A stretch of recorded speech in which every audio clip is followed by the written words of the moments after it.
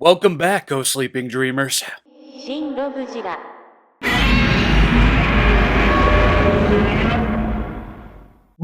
Slightly over 6 inches tall. Shokugan, 8-inch movie. 8-inch movie. Bandai America Big Tin Can Kiryu Shokugan 2 action figure series Fingy Puppet. And now let's take a look at this tag. Nice and crisp image of 2002 Kiryu Goji over here. Gojira 2002, Godzilla 2002, Godzilla 2024. Back of the tag is going to be Godzilla x Mechagodzilla movie monster series. Side of the tag cut out to the spikiest of spiky dorsal fins. Or plates. Or shoots. Don't get technical with me. And there we have the inside of the tag with a whole bunch of stuff. Flipendo, flipendo, flipendo. Ooh, crispy. Rest easy and breathe lightly, friends and neighbors, for the time is finally here. Kiryu Goji is back in the movie monster series in a 6-inch format. It's good, it's great. Today we are starting off with the dorsal fins. They're going to be nice and silver. Nice and pointy. A little more bunched up than on the 8-inch version, but we'll get into that later. These dorsal fins will remain to be silver until about mid-portion over here to where it just goes unpainted and slightly curved. The detailing is still fantastic. The tail looks a little off-ish, but maybe that's just my brain. Anybody else see that? Feel that? Hear that? I don't know. Tail, back to dorsal fins. Nice and silver. A bit on the dull silver side. I was kind of hoping these would be more so metallic. But I'm not going to complain because Kiryu Goji in the movie monster series, 6 in size, that's good. Taking an even closer look, we can get an eye full of those details and this dorsal fin, which wasn't fully painted. Gosh, what is this? Gonna see some lovely detailing as we get to the center and roots of these here dorsal fins, looking rather nice. And as you can see, Kiryu Goji's back over here isn't going to be overtly silver, so whatever paint adaptation they're working over there at Bandai is clearly working. And wouldn't you know it, both sides of the dorsal fins are going to be mostly fully painted. I like that. As you can see, the dorsal fin plug on this guy is surprisingly small. From there, and taking profile looks at this guy, the detailing is as you'd expect. It's Godzillian in nature. From his gnarly looking knuckles, to his Batra looking neck, to the absolute circumference and viscosity of those Goji tits, to the crotch, thighs, knees, shins, and painted toes, Kiryu Goji is as he's supposed to be. Bumpy and spiky. The claws will see a nice little shade of eggnoggish looking yellow with some nice line work going on in there. The inside of the hand is also going to see some details, skin bunching up by his claws, little lines and such on the palms of his hands, very nice. Same on both sides, of course. And I don't know what my obsession is with this figure's knuckles, but look at those knuckles. Oh my god. The Goji Gucci grippers are going to be looking pretty much the same as the claws did. Lovely little line work in there, and that same eggnoggish yellow. Both sides, yes. And now we can take a look at his mug. Something I'm happy to see carry over from the original release are golden eyes, and they are nice and shimmery. Dull black pupils to go alongside them. Simply lovely. Doesn't it look like Godzilla just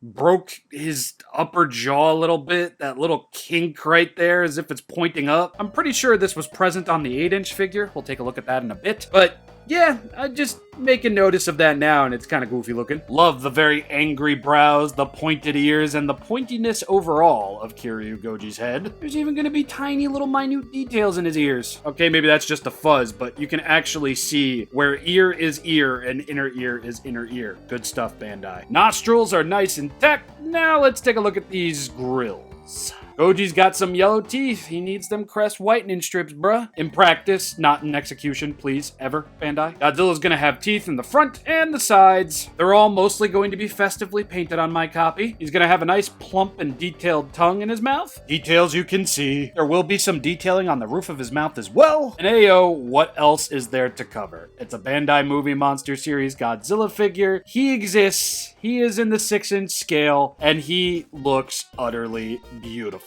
A solid star for paint and detail. And just to answer your question now, There's what's on the bottom of the feet. No Godzilla and the year or anything like that, like the original release. And that's going to come into importance a little bit this way in the video. I've seen a lot of talk of people saying that they just shrunk the original mold down, and that's not what's going on here. Let's cover articulation first. Arms can move back and forth, as you'd expect. Can probably go all the way around, not doing it. Legs can go all the way around. Nothing at the base of the tail, nothing at the mid portion of the tail, nothing at the tip of the tail. And finally,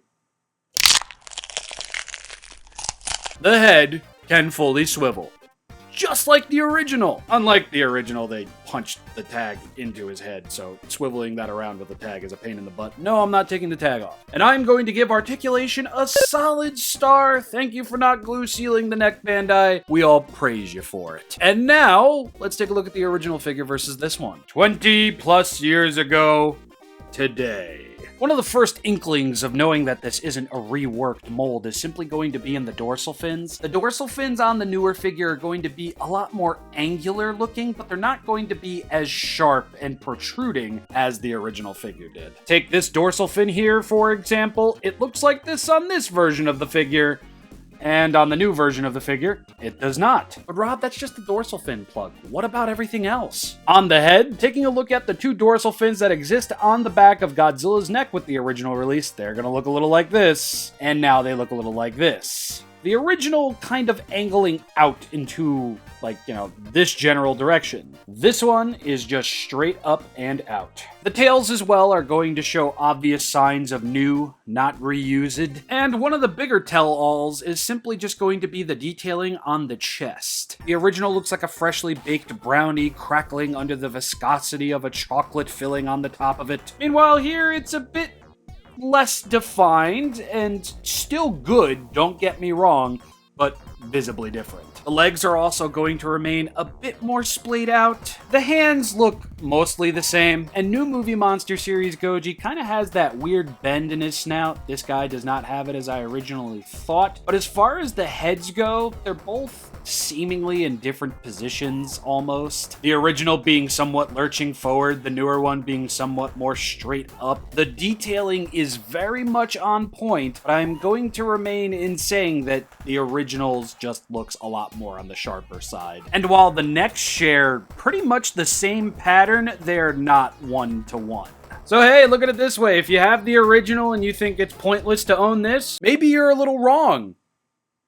Or not, I mean, it's your choice. But now that we are done with this, let's see how he scales with the new Kiryu that came out not all that new ago. And yes, Godzilla is taller than Kiryu. And it's a bit weird, but as I've been saying for a while now, Movie Monster Series, hell, most of the vinyl figure lines from Bandai have never cared about scale. I don't know why people keep bringing up why this is a thing when we've been going over this for a while now. It's been 10 years, guys and gals. Bandai doesn't give a fuck about scale. Arguably, SH Monster Arts. But this, right here, vinyl figure line, it was never to be. I'm sorry. Although, admittedly, this looks a bit better with the original Movie Monster Series releases. Just, oh my god, we've fallen from grace, haven't we? Endgame, all I'm going to say is, stop worrying about scale with your vinyl figures until the Movie Monster Series ends and we get the movie scale accurate Monster Series. It's probably going to remain in the way that it's been for a while now. If something just so happens to scale with another figure, it's a happy accident. Don't expect it to be a forever thing, you know? And that, everybody, is the end of this here review. I do so hope you all enjoyed. Don't get me wrong. Please, I am so happy this figure finally exists. You'd think after this guy came out, or when this guy came out, they would have done this then, but for whatever reason, Bandai held off. But now that we have this boy, who cares how long it took for him to finally get his 6-inch representation? It's here! It's live! You can buy it in the comment section down below from HLJ. As of right now, he is not on the US Godzilla store or on Amazon. But don't worry, I'm sure it won't take much longer now. Now, unless something just so happens to ship, something that I'm completely forgetting about, I'll see you all with that. But if not, Robbo's gonna take a break-o. Peace.